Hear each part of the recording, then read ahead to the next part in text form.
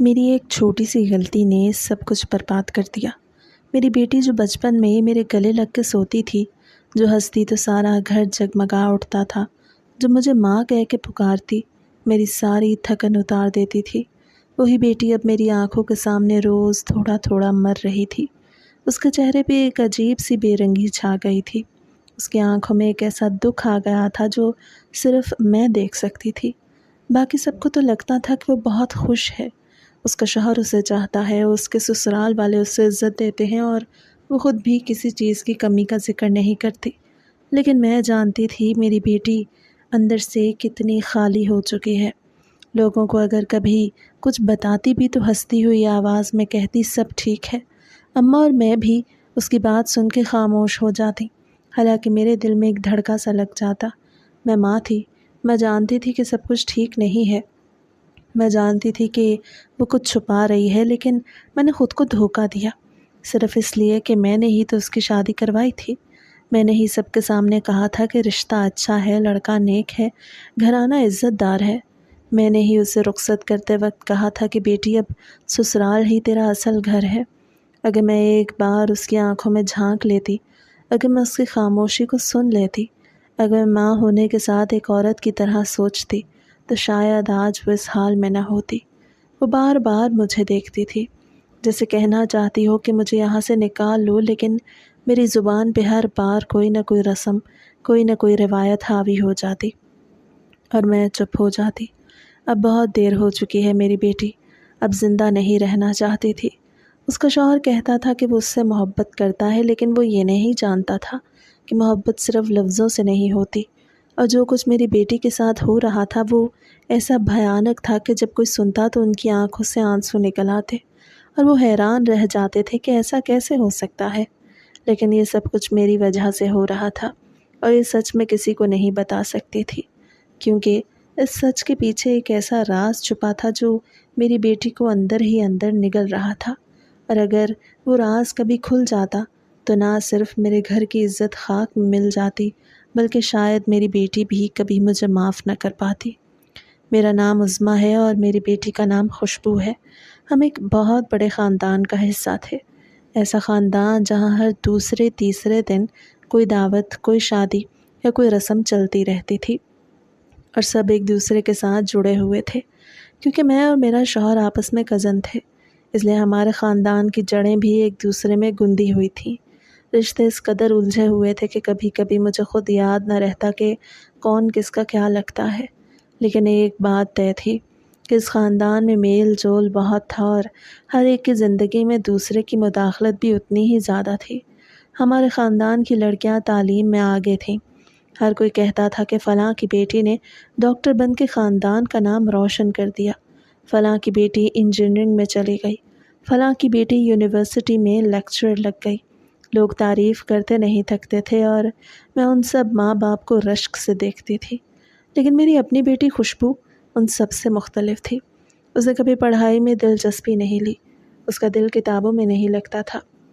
وہ ایک صفحہ پڑھتی تو اگلے لمحے آئینے کے سامنے کھڑی ہوتی اور اپنے بال سنوارنے لگتی۔ وہ واقعی بہت خوبصورت تھی، اس کی آنکھیں بڑی بڑی تھیں جن میں ایک عجیب سی کشش تھی، اس کے ہونٹ گلابی اور چہرہ دودھ جیسا سفید تھا۔ جب وہ چلتی تو جیسے ہوا بھی رک جاتی، وہ کسی پری جیسی لگتی تھی، اور شاید اسی لیے میں اس کی تعلیم کے پیچھے زیادہ نہیں پڑی۔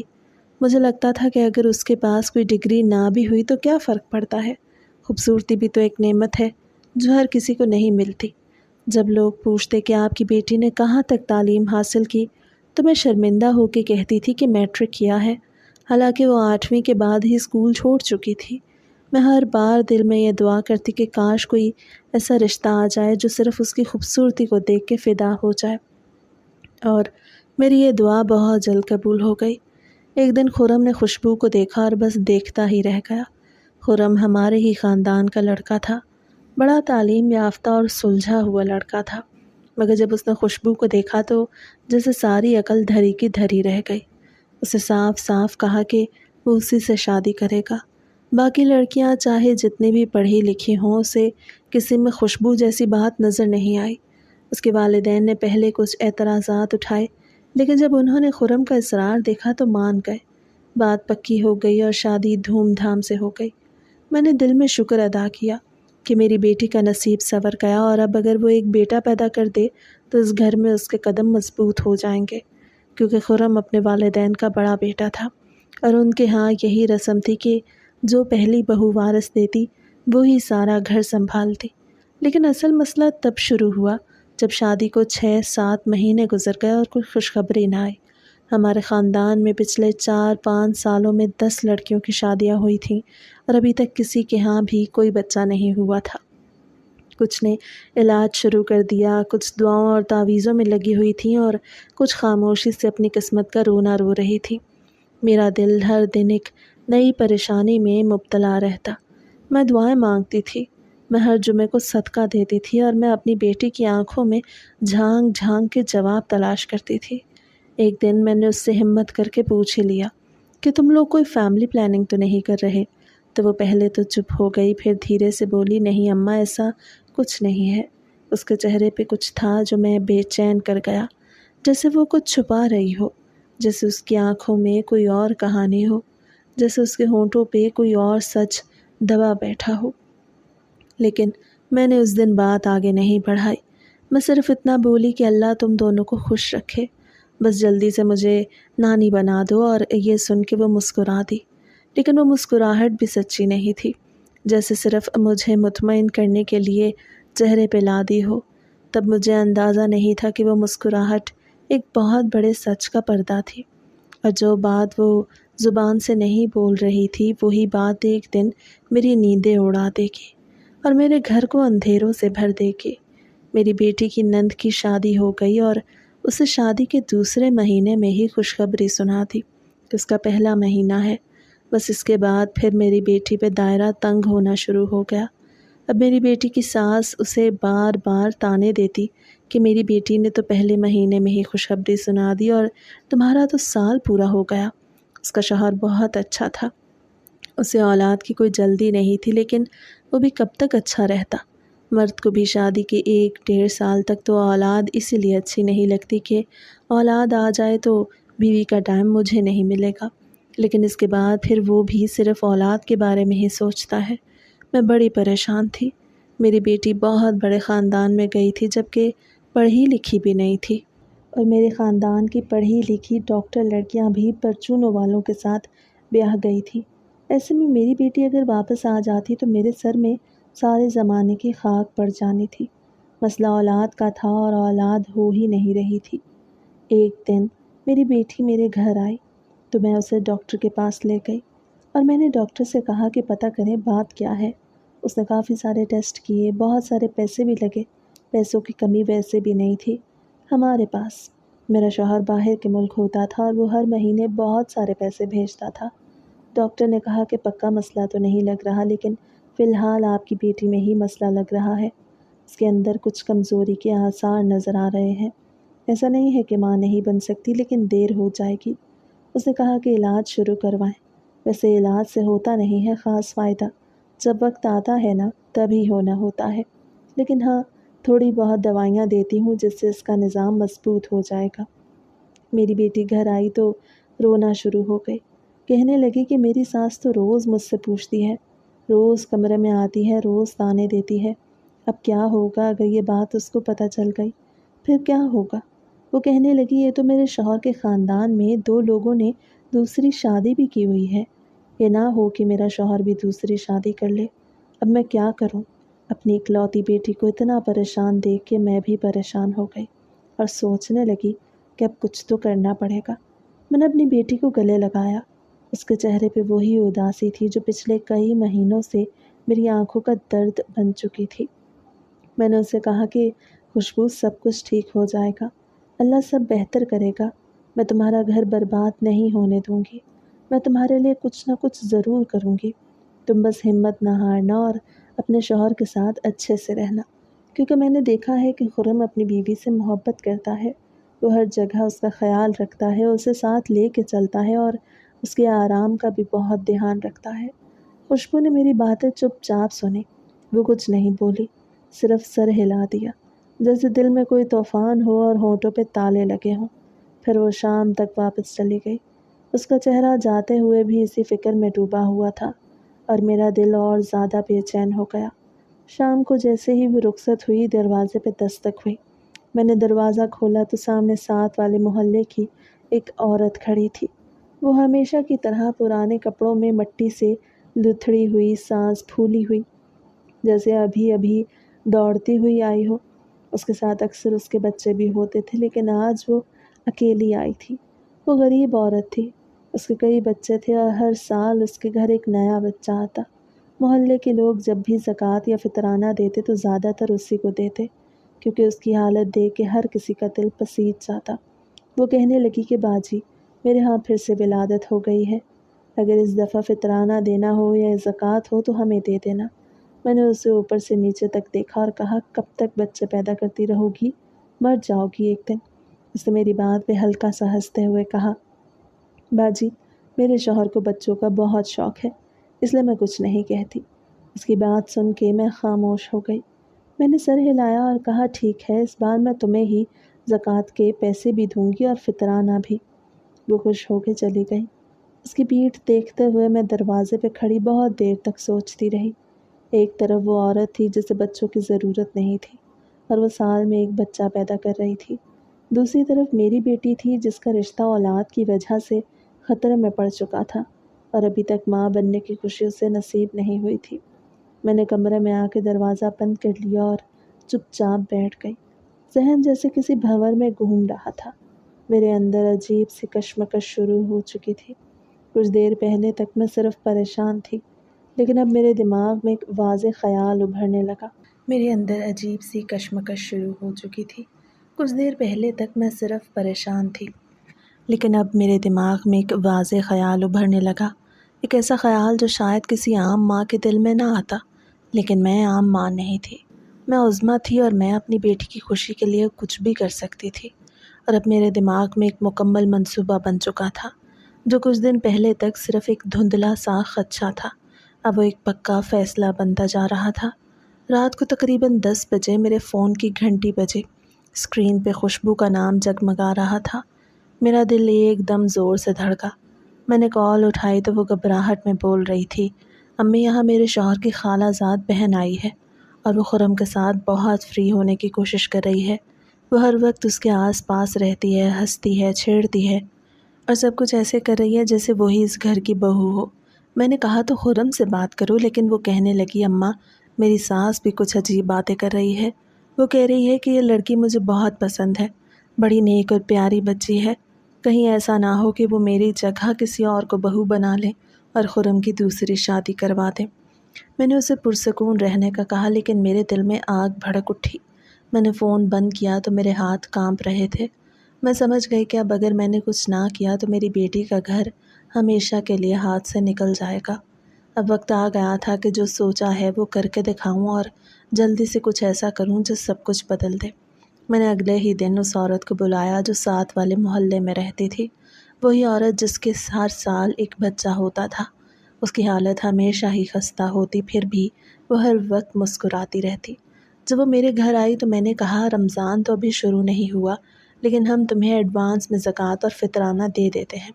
اس کی آنکھیں خوشی سے چمکنے لگیں، جیسے کسی نے بغیر مانگے اس کی مشکل آسان کر دی ہو۔ میں نے اسے نرمی سے پوچھا کہ کون سا مہینہ چل رہا ہے، تو وہ تھوڑا شرمائی اور کہنے لگی کہ ابھی تو دوسرا ہے، ابھی تو صرف شخصہ ہے، ابھی تو کچھ بھی نہیں پتہ۔ میں نے سر ہلا دیا اور کہا، اچھا ٹھیک ہے، تم جا سکتی ہو۔ وہ بہت خوش ہو کے چلی گئی اور جاتے ہوئے کہنے لگی کہ اللہ تمہیں اس کا اجر دے۔ میں خاموش رہی، دروازہ بند کیا اور اندر آ کے بیٹھ گئی۔ میرا دماغ پوری رفتار سے چلنے لگا تھا، جیسے کوئی تیز آندھی اندر ہی اندر سب کچھ ہلا رہی ہو۔ انہی دنوں میں نے اپنی بیٹی خوشبو کو فون کیا اور بیماری کا بہانہ بنایا۔ میں نے کہا کہ میری طبیعت بہت خراب ہے، مجھے تمہاری ضرورت ہے۔ وہ فوراً آ گئی۔ اس کا چہرہ دیکھ کے میں تھوڑا نرم پڑ گئی، لیکن پھر خود کو سنبھالا۔ میں نے اسے اپنے پلان کے بارے میں بتایا اور کہا، یہ سب کرنا اب ضروری ہے۔ اس نے میری بات سنی تو حیران رہ گئی اور تھوڑے توقف کے بعد بولی، اماں، وہ ساتھ والی عورت ہے، اس کے ہاں بچہ ہونے والا ہے، لیکن وہ ہمیں بچہ ایسے آسانی سے نہیں دے گی۔ میں نے کہا کہ ہم کسی بھی طرح وہ بچہ لے لیں گے اور اب ہم یہ سب مشہور کریں گے کہ تم ماں بننے والی ہو، اور ڈاکٹر نے تمہیں بیڈ ریسٹ کا بولا ہے، تم بس لوگوں سے کم ملو اور زیادہ تر بستر پہ رہو۔ جب وہ میری بات سن رہی تھی تو اس کی آنکھوں میں خوف صاف نظر آ رہا تھا۔ اسے نرمی سے کہا کہ اماں مجھے یہ سب ٹھیک نہیں لگ رہا، یہ گناہ ہے، یہ جھوٹ ہے، اللہ ناراض ہو جائے گا۔ میں نے اس کے کندھے پہ ہاتھ رکھا اور کہا بیٹی، شوہروں کی محبت پہ کبھی یقین نہیں کرنا۔ شروع میں ہر شوہر پیار کرتا ہے لیکن وہ پیار نہیں ہوتا، بس نئی بیوی کا شوق ہوتا ہے۔ جب 2-3 سال گزر جائیں اور اولاد نہ ملے تو وہی شوہر کہتا ہے کہ اب دوسری شادی کا وقت آ گیا۔ میں نے کہا کہ یہ جھوٹ بھی ہماری مجبوری ہے، اللہ چاہے گا تو تمہیں تمہاری یہ اولاد اپنی دے گا، لیکن اگر ابھی کچھ نہیں کیا تو یہ رشتہ ہاتھ سے نکل جائے گا۔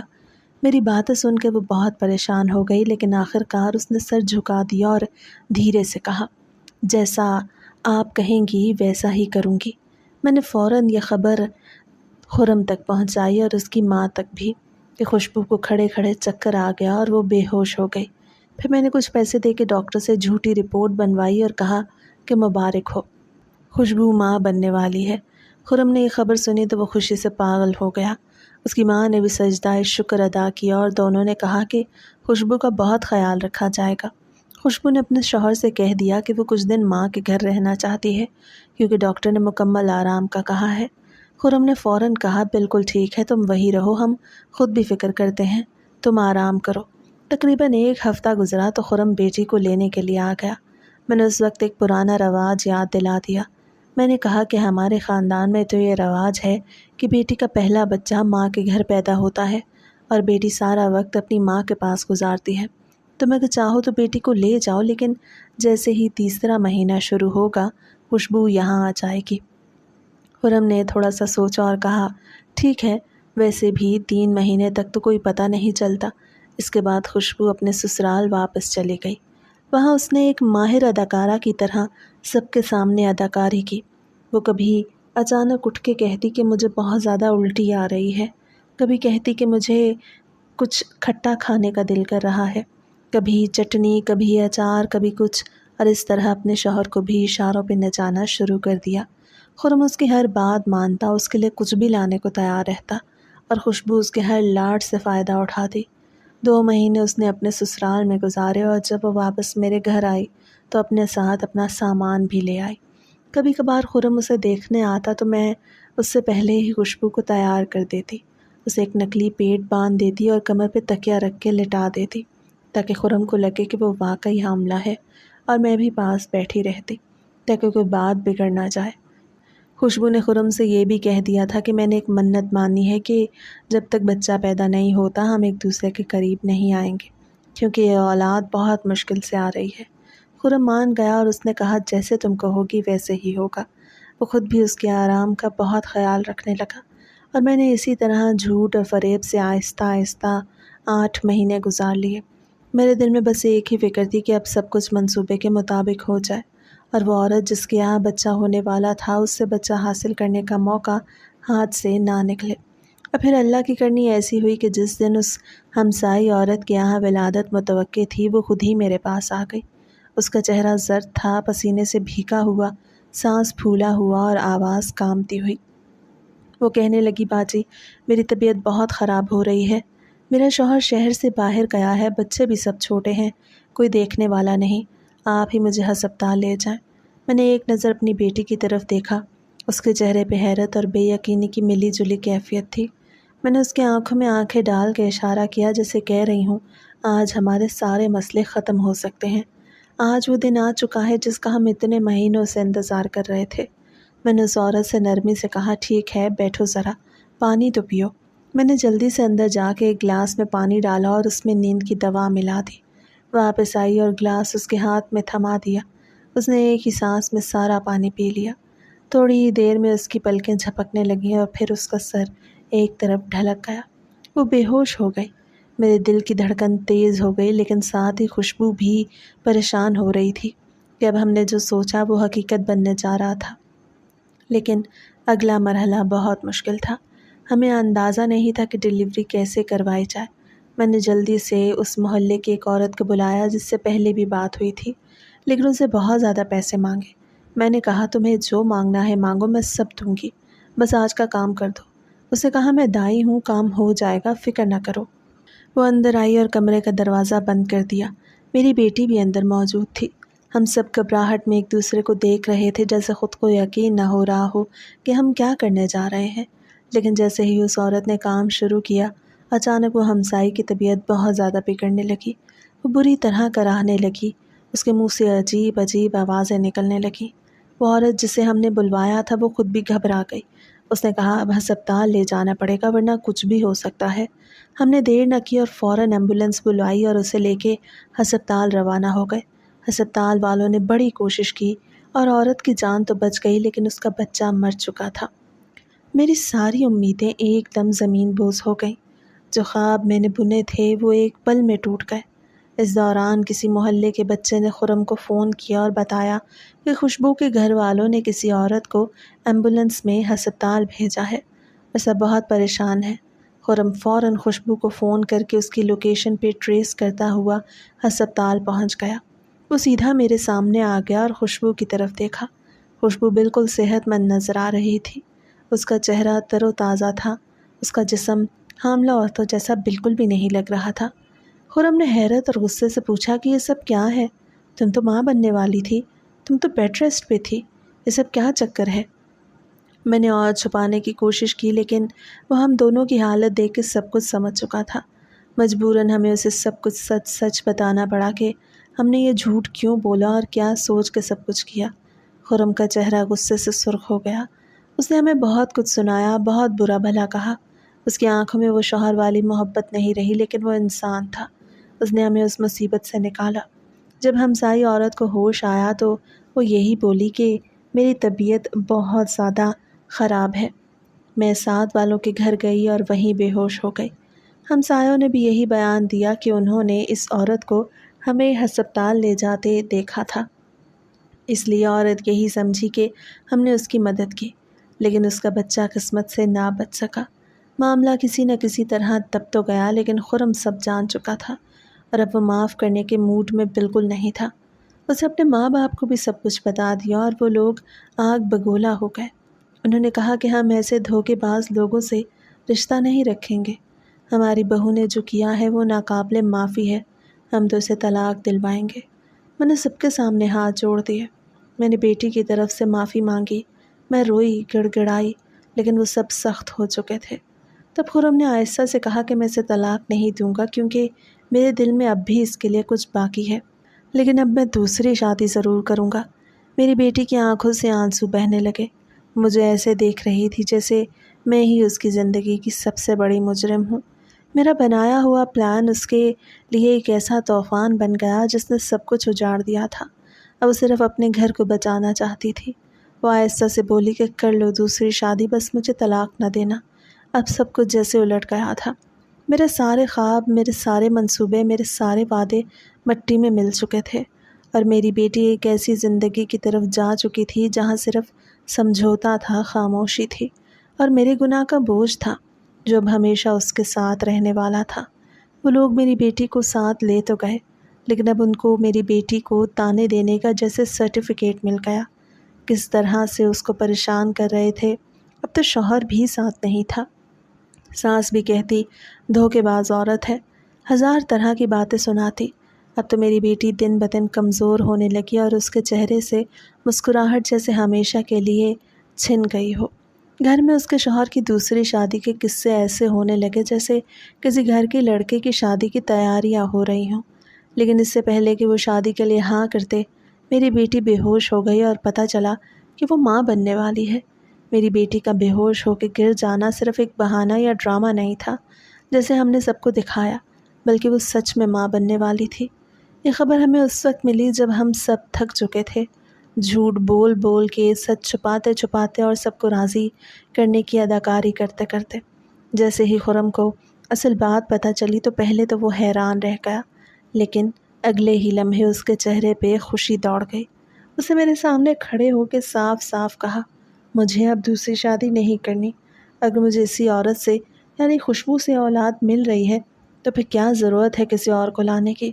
اسے کہا جو کچھ بھی ہوا وہ پہلی اور آخری دفعہ معاف کیا جا رہا ہے۔ اب ہم نئی شروعات کریں گے۔ ہم سب نے سکھ کا سانس لیا، لیکن جو ہوا وہ اس سے بھی زیادہ حیرت انگیز تھا۔ ڈاکٹر نے جب الٹرا ساؤنڈ کیا تو بتایا کہ صرف ایک نہیں بلکہ ایک ساتھ 5 بچے پیدا ہونے والے ہیں، 3 بیٹے اور 2 بیٹیاں۔ اس بات نے جیسے پورے خاندان میں خوشی کی لہر دوڑا دی۔ خرم کی ماں نے خوشی میں نیاز بانٹی۔ خرم نے ایک دن میں 5 جھولے منگوائے اور ہر جھولے کا رنگ الگ الگ تھا۔ انہوں نے کہا کہ اتنی لمبی دعاؤں کے بعد اگر 5 بچے ایک ساتھ مل رہے ہیں تو یہ تو بہت بڑی خوشخبری ہے۔ اور پھر وہ سب ایسے خوش ہو گئے جیسے آسمان سے خزانے برسنے والے ہوں۔ ساری پرانی باتیں بھلا دی گئیں۔ سب نے جیسے یہ مان لیا کہ خوشبو تو واقعی خوش نصیب ہے، بلکہ کچھ تو یہ کہنے لگیں کہ اللہ نے اس پہ کرم کیا، اس کو اتنا نوازا کہ ایک ساتھ 5 بچے دے دیے۔ خاندان کی وہی عورتیں جو پہلے شک کیا کرتی تھیں اب خوشبو کو آنکھوں پہ بٹھانے لگی۔ کوئی اس کے لیے کپڑے لاتا تو کوئی پھل فروٹ، کچھ تو ہر روز اس سے حال پوچھنے آتے جیسے وہ کوئی شہزادی ہو۔ اس کے شوہر خرم نے بھی اپنی زندگی خوشبو کے گرد گھما دی۔ وہ ہر وقت اس کے آرام کا خیال رکھتا، وہ خود کھانا پکاتا اور اس کے لیے بہترین چیزیں لے کے آتا۔ انہوں نے بچوں کی دیکھ بھال کے لیے ایک نوکرانی بھی رکھ لی تاکہ جب بچے آئیں تو خوشبو کو کوئی تکلیف نہ ہو۔ میں نے خود اپنی آنکھوں سے دیکھا کہ کیسے وہ اپنی بیوی کو گلابوں کی طرح سنبھال رہا تھا۔ اس کی نیند، اس کی دوا، اس کا کھانا، ہر چیز پہ خرم کی نظر ہوتی تھی۔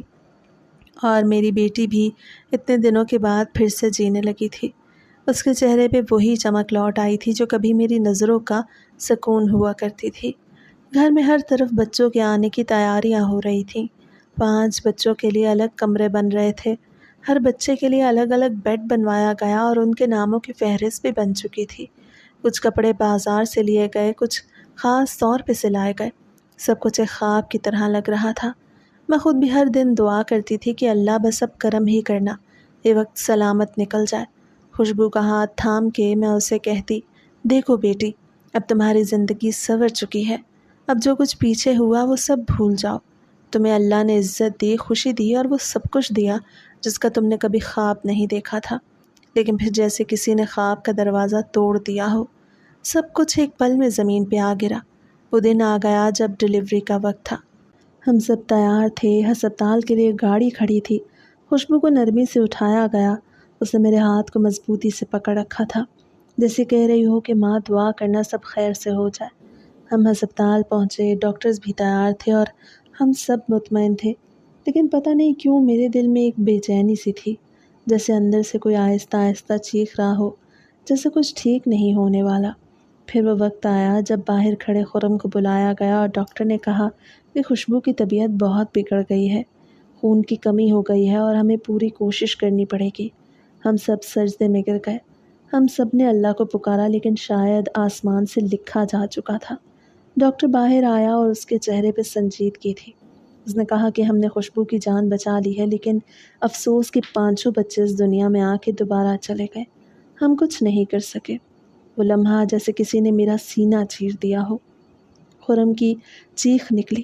میری بیٹی کو جب ہوش آیا اور اسے سب کچھ بتایا گیا تو وہ کسی بات کا جواب نہ دے سکی۔ وہ بس چھت کو دیکھتی رہی۔ اس کی آنکھوں میں آنسو نہیں تھے، وہ جیسے پتھر بن گئی تھی۔ وہ زندہ تھی، لیکن زندہ لاش کی طرح۔ کسی عورت کا ایک بچہ بھی اگر اس دنیا میں آ کے چلا جائے تو وہ عمر بھر اس دکھ کو اپنے سینے سے لگائے پھرتی ہے۔ اور یہاں پہ تو 5 بچے، جن میں 3 بیٹے بھی تھے، وہ سب ایک ساتھ چلے گئے۔ میری بیٹی کی روح جیسے اس دن ٹوٹ گئی۔ گھر والے جو کل تک خوشی سے نہال تھے اب سر جھکائے بیٹھے تھے۔ پہلے تو سب نے دکھ کا اظہار کیا، لیکن پھر ایک ایک کر کے زبانیں چلنے لگی۔ کوئی کہنے لگا کہ یہی سزا ملی ہے، یہی عورت منحوس ہے۔ کوئی کہنے لگا کہ یہ سزا ملی ہے، یہ عورت منحوس ہے۔ اسی نے جھوٹ بولا تھا، اسی نے سب کچھ برباد کیا۔ خرم بھی اب وہ پہلے والا خرم نہ رہا۔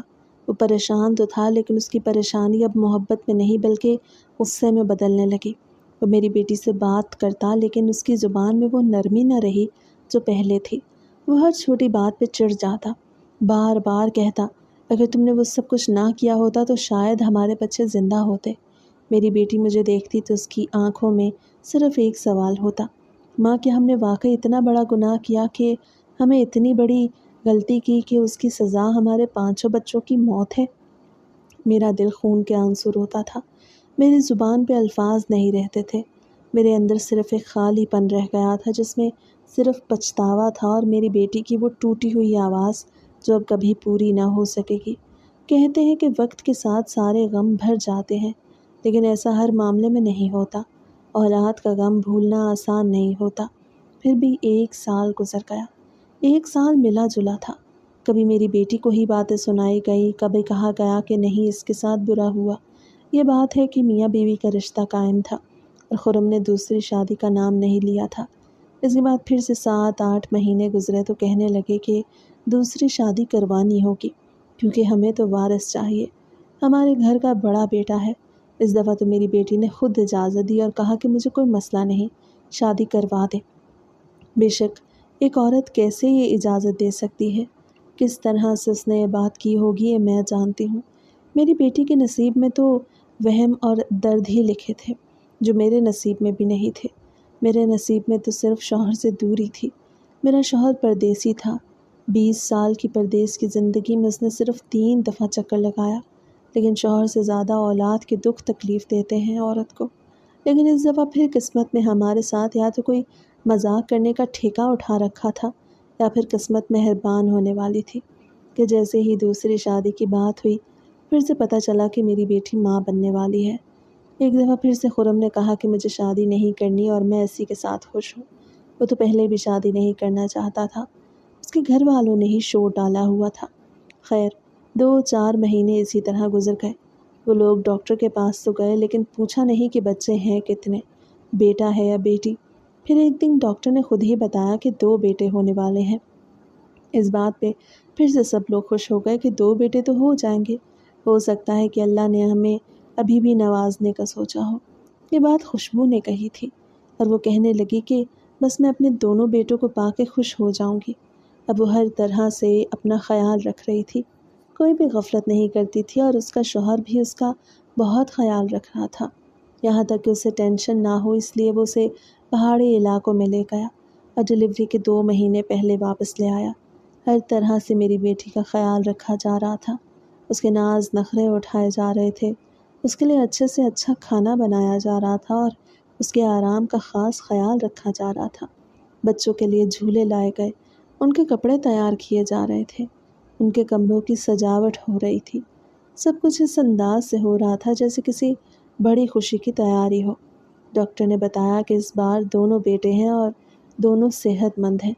خرم اور اس کی ماں جیسے اس خبر سے نئی زندگی پا گئے ہوں۔ وہ کہتے تھے کہ اللہ نے ایک بار پھر سے ہم پہ رحم کر دیا، اب کی بار کچھ برا نہیں ہوگا، اب سب ٹھیک ہوگا۔ لیکن اللہ کی کرنی نہ جانے کیسی تھی کہ آخری دنوں میں اچانک ڈاکٹر نے کہا کہ آپریشن کرنا پڑے گا کیونکہ پچھلی ڈلیوری کو ابھی زیادہ وقت نہیں ہوا اور ماں کے جسم کو ابھی پوری طرح آرام بھی نہیں ملا، اس لیے نارمل ڈلیوری ممکن نہیں۔ ہم نے جیسے تیسے ہمت کی اور بیٹی کو لے کے ہسپتال چلے گئے۔ بیٹی کی آنکھوں میں ڈر تھا، خوف تھا۔ وہ بار بار میرا ہاتھ پکڑتی اور کہتی اماں کچھ نہ ہو مجھے، اماں میں بچوں کو گود میں لینا چاہتی ہوں۔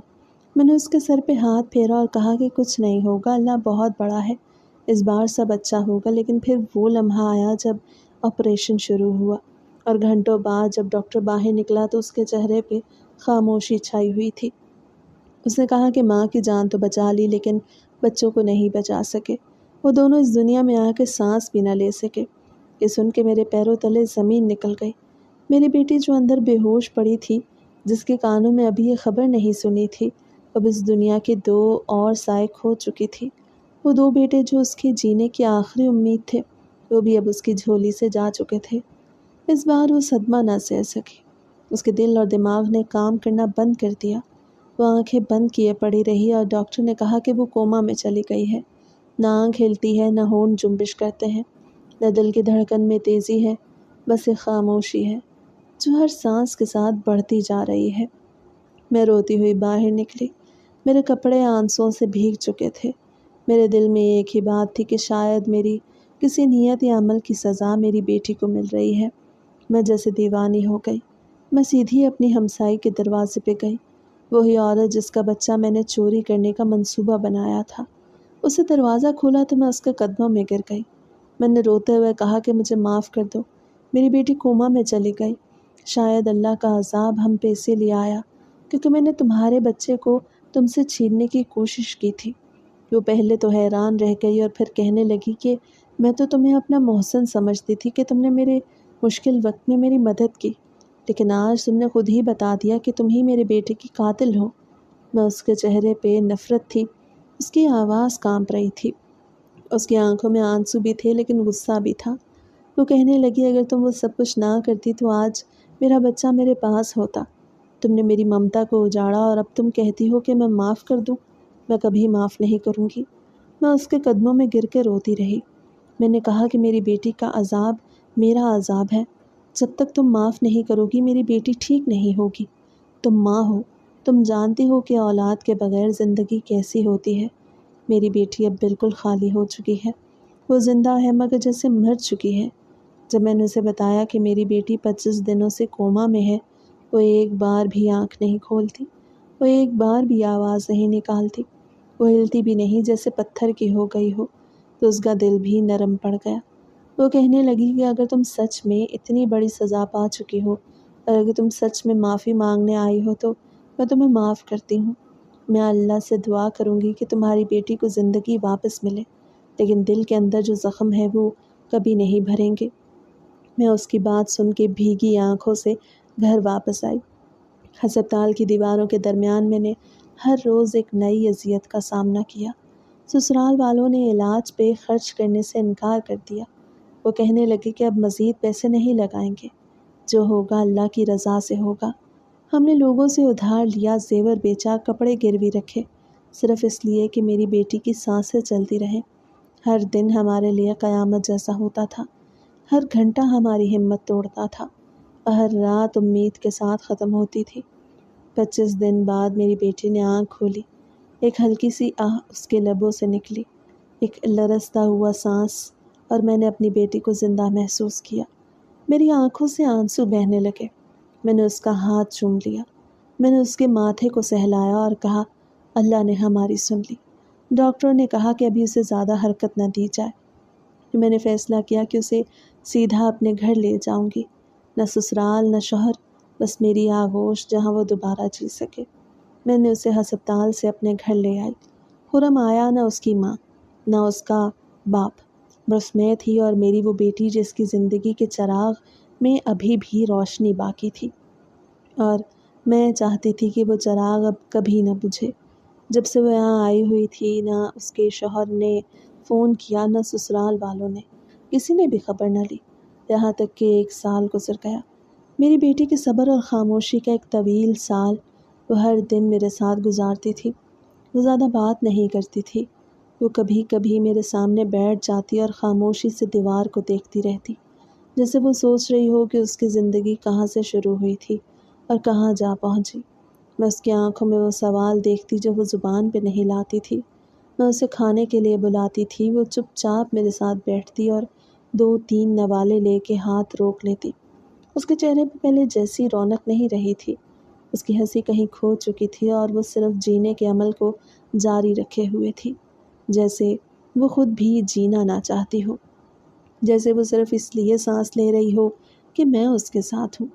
1 سال گزرنے کے بعد خرم کے گھر والوں نے اس کی دوسری شادی کروا دی۔ شاید وہ لوگ سمجھ چکے تھے کہ اب خوشبو سے انہیں کوئی امید نہیں، شاید وہ لوگ یہ سمجھتے تھے کہ ساری غلطی خوشبو کی تھی، حالانکہ وہ خود جانتے تھے کہ حالات نے سب کچھ تباہ کر دیا تھا۔ لیکن ان کی زبانیں باز نہ آئی۔ وہ ہر موقع پہ میری بیٹی کو کوستے، ہر دن ہر گھنٹہ، جیسے اس کے خلاف کوئی نئی بات بنا لی جاتی، جیسے وہ ان کے خاندان کی سب سے بڑی دشمن تھی۔ لیکن اللہ کی لاٹھی بے آواز ہے۔ جیسے ہی دوسرا نکاح ہوا ہم نے صبر کیا، ہم نے کچھ نہ کہا، بلکہ میں نے تو اپنی بیٹی کو سمجھایا کہ اگر تمہارے نصیب میں کچھ اور ہے تو تمہیں وہ مل کے ہی رہے گا۔ خرم کی دوسری بیوی کے ساتھ بھی 1 سال گزر گیا، لیکن کوئی اولاد نہ ہوئی۔ میں ہر روز سجدے میں گر کے اللہ سے دعا کرتی کہ اللہ اس گھر میں جو بھی دکھ دیا ہے اب اسے خوشی میں بدل دے۔ اللہ اب میری بیٹی کی جھولی خالی نہ رکھنا۔ اللہ نے سن لی۔ 2 سال گزر چکے تھے۔ خوشبو کی سانس کو بھی احساس ہونے لگا کہ شاید خوشبو کی جگہ کوئی نہیں لے سکتا، اور دوسری بیوی کے ساتھ بھی وہ خواب پورے نہیں ہو رہے جو وہ دیکھتے تھے۔ پھر ایک دن دروازے پہ دستک ہوئی۔ میں نے دروازہ کھولا تو سامنے خرم کھڑا تھا۔ 2 سال بعد وہ میرے دروازے پہ آیا تھا۔ اس کا چہرہ شرمندہ تھا، اس کی آنکھوں میں نمی تھی۔ اس نے کہا کہ خوشبو ہے؟ میں نے کہا کہ ہے، اندر ہے۔ وہ خاموشی سے اندر داخل ہوا، جیسے اس گھر میں اس کا کوئی تعلق رہ گیا ہو، جیسے وہ اب خود کو اجنبی محسوس کر رہا ہو۔ جب میری بیٹی نے خرم کو دیکھا تو اس کے قدم جیسے زمین سے چپک گئے۔ وہ چند لمحے اسے دیکھتی رہی، پھر اس کی آنکھوں سے آنسو بہنے لگے۔ وہ رونے لگی۔ اس کا رونا چیخوں میں بدل گیا اور وہ خرم کے سامنے بیٹھ گئی، جیسے کہہ رہی ہو کہ میں اب کچھ نہیں سننا چاہتی۔ خرم بھی رو رہا تھا، وہ بھی آنکھوں سے آنسو بہا رہا تھا، اور اس نے ہاتھ جوڑ کے کہا کہ مجھے معاف کر دو، میں نے تمہاری ایک غلطی کو گناہ بنا دیا۔ شاید یہ سب ہماری قسمت میں لکھا تھا، لیکن میں نے تمہیں سمجھنے کی کوشش ہی نہیں کی۔ میری بیٹی نے کچھ نہ کہا، اس نے خرم کو دیکھا اور بس رو دی۔ اس کے رونے میں خاموش ہاں تھی، ایک بے بس معافی تھی اور ایک درد بھرا سوال۔ خرم نے اس کے آنسو پونچھے اور کہا کہ اب میں تمہیں واپس لے جانے آیا ہوں۔ میری دنیا تم سے ہے اور تمہارے بغیر میں کچھ بھی نہیں۔ اس بار میں نے اپنی بیٹی کا ماتھا چوما اور کہا جاؤ بیٹی، اب نئی شروعات کرو، اللہ تمہاری جھولی اب کبھی خالی نہ کرے۔ وہ اپنے شوہر کے ساتھ چلی گئی۔ خرم نے اسے عزت سے گھر لے جا کے رکھا، اور اس بار سب کچھ پہلے سے مختلف تھا۔ اس بار وہ دونوں ایک دوسرے کو وقت دے رہے تھے، ایک دوسرے کو سمجھنے کی کوشش کر رہے تھے۔